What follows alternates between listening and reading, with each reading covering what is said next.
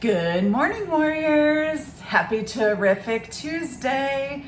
So grateful to see you guys. And on this bright and cheery morning that has global warming written all over it, it literally is the end of October.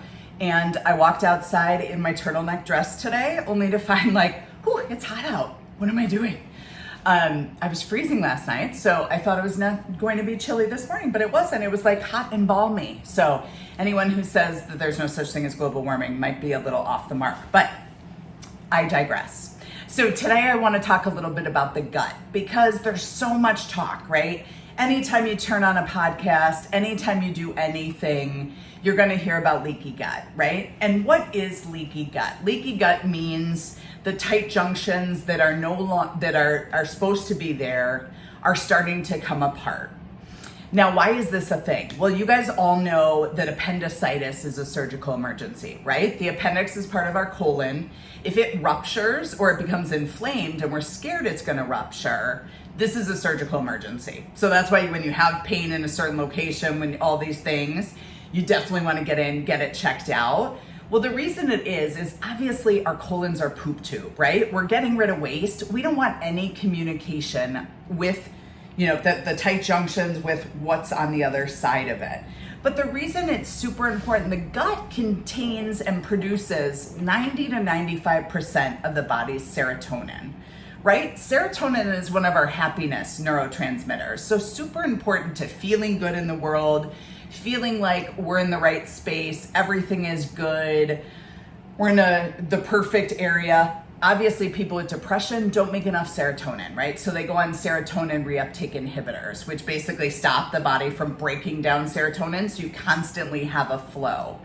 The other thing that's right on the other side of the gut is 60 to 70% of the immune system.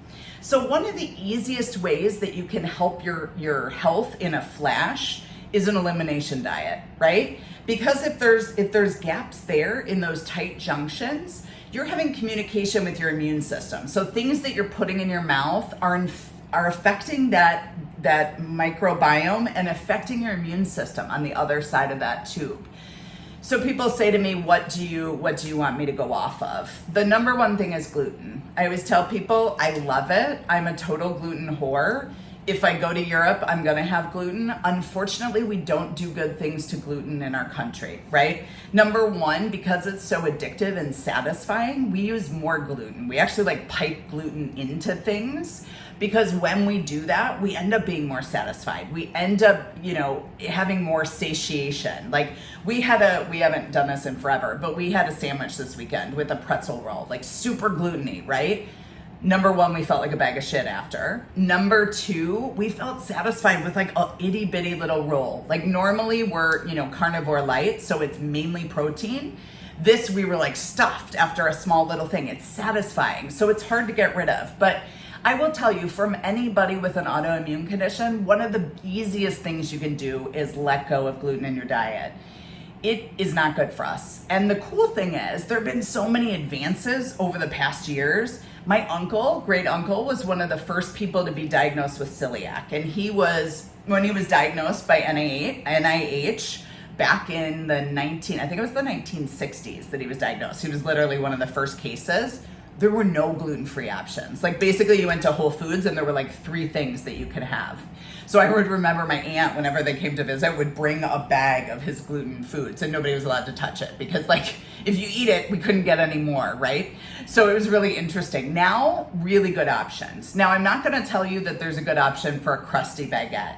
You have to go to Europe for that. But in terms of pasta, even though I don't always love the policies behind Barilla makes a fabulous rice pasta.